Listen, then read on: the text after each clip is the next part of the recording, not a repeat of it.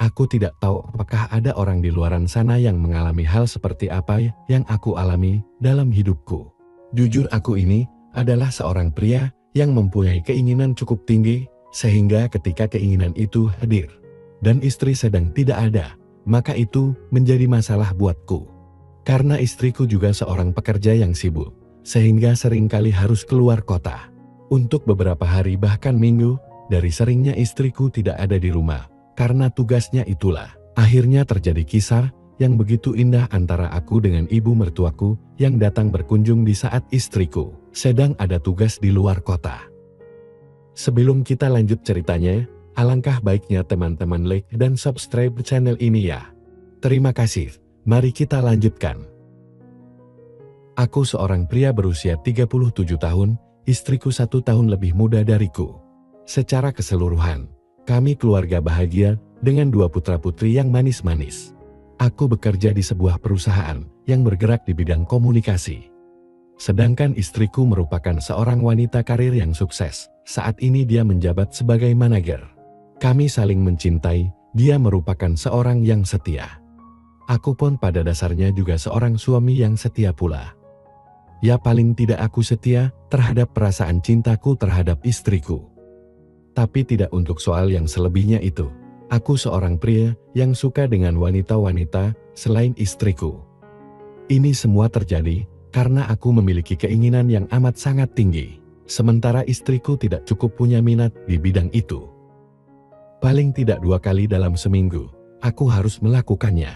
Tetapi berbeda dengan pemikiran istriku yang menganggap kalau melakukannya sekali saja dalam seminggu, itu dia anggap sudah berlebihan. Dia pernah bilang, lebih enak itu kalau kita melakukannya sekali saja dalam sebulan, Mas. Sebenarnya tiap kali melakukannya kami berdua bisa mencapai ujung puncak itu secara bersama-sama. Jadi sebenarnya memang tidak ada masalah di antara kami berdua itu. Akan tetapi rendahnya minat istriku untuk kebutuhan yang satu itu. Dikarenakan tenaga dan pikirannya banyak terkuras untuk urusan di kantornya. Istriku biasanya berangkat ke kantor jam 7.30 dan pulangnya pasti selepas maghrib. Sampai di rumah sudah kelihatan capek dan lesu. Sekitar jam 8 malam biasanya dia sudah terlelap dalam tidurnya. Meninggalkan aku yang kekeringan dan tidak tega untuk mengganggunya. Kalau sudah seperti itu, biasanya aku melakukan olahraga khusus secara mandiri untuk menuntaskannya. Tentunya ya tanpa sepengetahuan istriku itu. Karena malu dong kalau sampai aku ketahuan. Nah dari masalah yang seperti inilah yang akhirnya membuka peluang bagiku untuk mendapatkan dari wanita selain istriku itu. Wanita pertama yang melakukan denganku setelah aku menikah itu tidak lain dan tidak bukan. Dia adalah ibu istriku. Ya, ibu mertuaku. Hal itu terjadi karena ibu mertuaku yang masih dibilang cukup muda dan cantik serta menarik. Itu kalau menurutku. Maklum butuh barangkali ya, ibu mertuaku kebetulan sudah tidak ada suami beberapa tahun. Sehingga dia seringkali datang berkunjung ke rumahku untuk sekedar menengok cucunya. Dan seperti pepatah Jawa mengatakan, witing tresno jalanan soko kulino.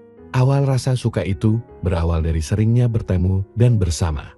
Sehingga pada akhirnya ya terjadilah apa yang tidak seharusnya terjadi itu. Oke. Kita lanjut, jangan kemana-mana dulu sebelum sampai endingnya ya, dijamin sip dar.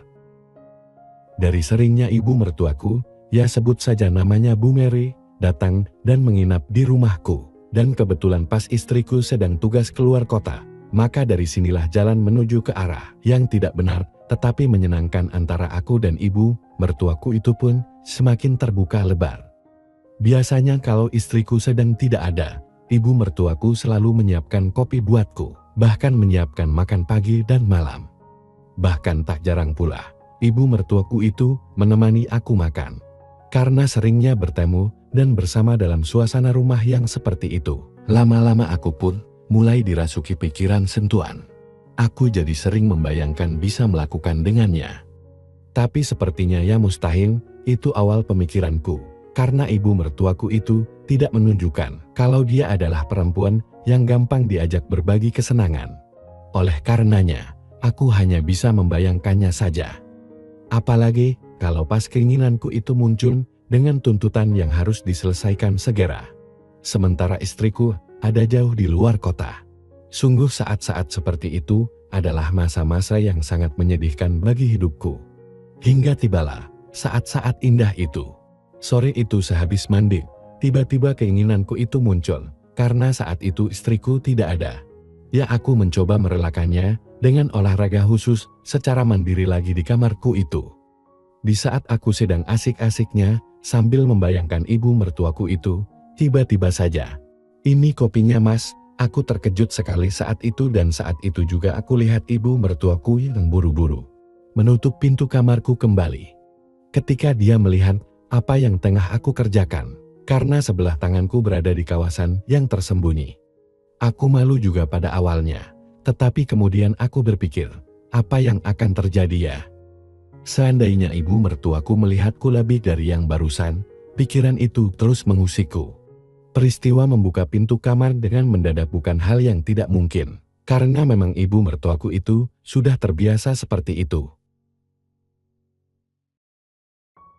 Sejak peristiwa itu, ibu mertuaku yang membuka pintu itu, aku jadi sering memasang diri dengan cara tiduran di dalam kamar, dengan memberikan umpan untuk ibu mertuaku yang aku harapkan itu.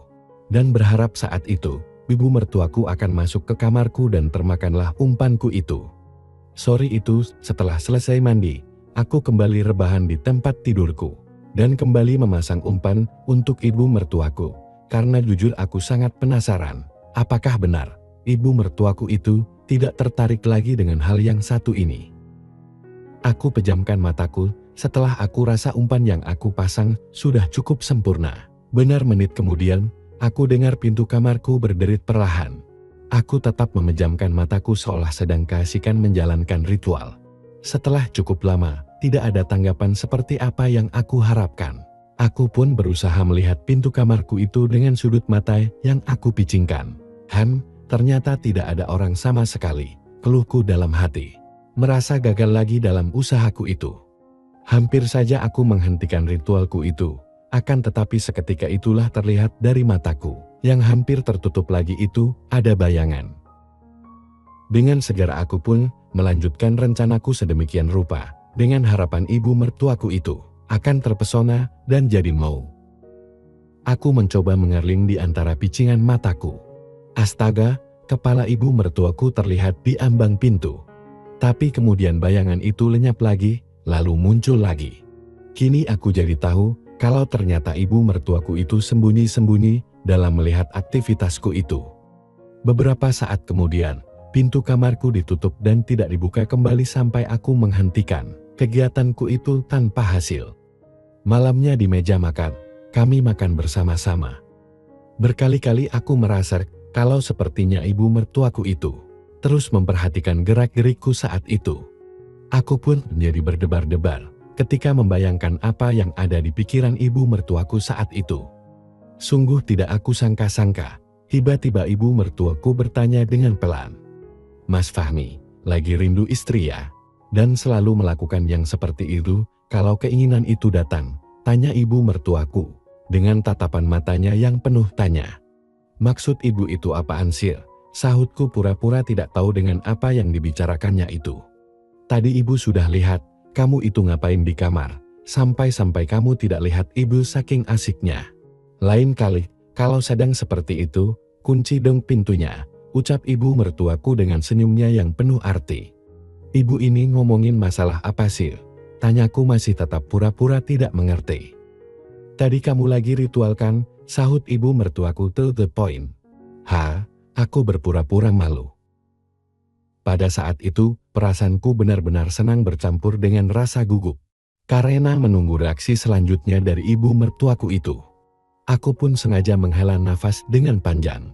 "Ya, istriku kan sudah 3 hari keluar kota bu, pikiranku lagi ngilantur, jadi. Lain kali kalau Resti istrimu itu mau keluar kota, kamu minta jatah dulu," sarannya. Ibu ini tidak tahu susahnya mendapatkan itu dari si Resti. Kadang pas aku lagi mau, dia sudah kecapekan. Keluhku, berharap ibu mertuaku akan ada rasa iba dan mau membantuku.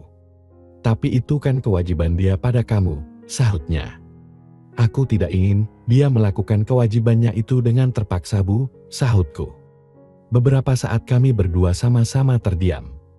Aku masih terus menunggu apa yang akan terjadi selanjutnya. Jantungku berdegup semakin keras. Kamu sering melakukan yang seperti itu tadi, Mas?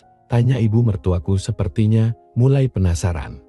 Ya, sering, Bu. Kalau lagi mau dan istriku tidak mau. Ya ujung-ujungnya aku melakukan yang seperti ibu lihat tadi. Sudahlah, Bu. Kok malahan ngomongin masalah itu. Aku pura-pura ingin mengalihkan pembicaraan. Tapi ternyata ibu mertuaku tidak mau menghentikan pembahasan yang itu. Begini loh, Mas, masalahnya itu tidak sehat untuk pernikahan kalian. Kamu harus berbicara dengan Resti. Masa sudah punya istri masih saja melakukannya sendirian? Ucap ibu mertuaku seraya memegang punggung tanganku. Maaf, Bu, jujur saja keinginanku itu tinggi, sedangkan istriku malahan sebaliknya. Jadi kayaknya aku yang mesti mengikuti kondisi dia, jawabku dengan jujur pada ibu mertuaku. Kasihan kamu, Mas, sahut ibu mertuaku dengan mata sedikit berkaca-kaca. Aku sudah cukup lega kok, Bu, bisa melayani diriku sendiri seperti itu. Ucapku berusaha membuat agar ibu mertuaku semakin terbawa suasana. Ibu mertuaku menyentuh ujung rambutku dan disibakkannya ke belakang. Aku memberanikan diri menangkap tangan itu. Ibu mertuaku kaget dengan kenekatanku itu dan buru-buru menariknya. Kapan kalian terakhir kumpul? Tanya ibu mertuaku semakin ingin tahu. 2 atau 3 minggu lalu, Bu, jawabku. Ya ampun, sahut ibu mertuaku kaget. Tapi ibu jangan bilang apa-apa ke Resti ya, nanti malah jadi salah pengertian. Dikira aku mengadu soal ini sama ibu, pintaku. Kembali ibu mertuaku menggenggam tanganku, erat dan merah muasnya. Spontan keinginanku pun semakin tinggi saja malam itu. Bu, aku jadi mau nanti kalau ibu seperti ini. Ibu mertuaku pun tertawa kecil dan melepaskan tanganku dari pegangannya. Selanjutnya ibu mertuaku beranjak sambil mengucek-ucek rambutku. Kacian benar menantu ibu yang ganteng satu ini. Ucapnya seraya berlalu menuju ruang keluarga. Kita lihat TV saja yuk, ajaknya. Aku memakihi dalam hatiku, kurang asem betul. Dibilang aku mau, malahan cengengesan, bukannya bilang. Aku juga nih, Mas, gumamku dalam hati. Setengah kesel aku mengikutinya, di ruang keluarga itu, aku hanya sebentar saja. Selanjutnya aku masuk ke kamar. Sekitar jam 11 malam pintu kamarku berderik. Aku menoleh, dan ternyata ibu mertuaku yang datang. Dengan segera ibu mertuaku memberikan isyarat, agar aku diam saja dengan telunjuknya. Belum tidur? Tanyanya dengan lirih. Seketika itu jantungku berdetak dengan kencang. Belum, Bu, jawabku. Kita ngobrol di luar yuk, bisiknya. Di sini saja, Bu, aku seperti mendapat inspirasi seketika itu juga. Bu, aku menyusun kekuatan untuk berbicara, karena aku sudah tidak lagi bisa bersabar. Tenggorokanku seketika itu terasa kering, keinginanku mulai naik. Perempuan ini benar-benar seperti merpati, jangan-jangan hanya jinak ketika didekati. Saat dipegang dia kabur, batinku. Sahut ibu mertuaku seraya menatap mataku. Ibu mau, tanyaku, tapi ibu mertuaku tidak menjawab pertanyaanku itu. Wajahnya tertunduk, aku raih pundaknya, dan sedemikian itu. Dia diam saja, sejurus kemudian entah siapa yang mendahuluinya. Tiba-tiba kami berdua sudah memulainya. Akhirnya di malam itu, kami berdua sama-sama saling memberikan apa yang selama ini sama-sama lama tidak kami dapatkan. Malam itu, tumpahlah segalanya. Malam itu, kami melakukannya dengan hebatnya, berkali-kali. Ini adalah pertama kalinya aku melakukan dengan wanita selain istriku sejak aku menikah. Bermacam cara kami lakukan, sungguh jauh berbeda dengan istriku. Ibu mertuaku ternyata jauh lebih mampu membuat kesenangan. Semenjak malam itu, ibu mertuaku menjadi lebih sering menginap di rumahku. Terutama kalau aku kasih tahu, istriku sedang ada tugas keluar kota. Bahkan pernah juga pas istriku ada di rumah, ibu mertuaku dengan nekatnya memberikannya untukku. Setelah istriku benar-benar pulas tertidur. Demikianlah kisah yang bisa aku bagikan. Semoga ada pembelajaran yang bisa diambil. NB, Teruntuk seorang istri, meskipun kamu capek, kamu tidak boleh beralasan untuk menolak kewajiban sebagai istri untuk melayani suami. Apapun alasannya, kalian harus memberikan pelayanan terbaik ketika suamimu lagi membutuhkan. Jika kalian tidak mau terjadi hal yang seperti kisah di atas. Terima kasih, semoga terhibur. Salam untuk semuanya. Jangan lupa like dan subscribe dan mari berlangganan di channel ini. Terima kasih.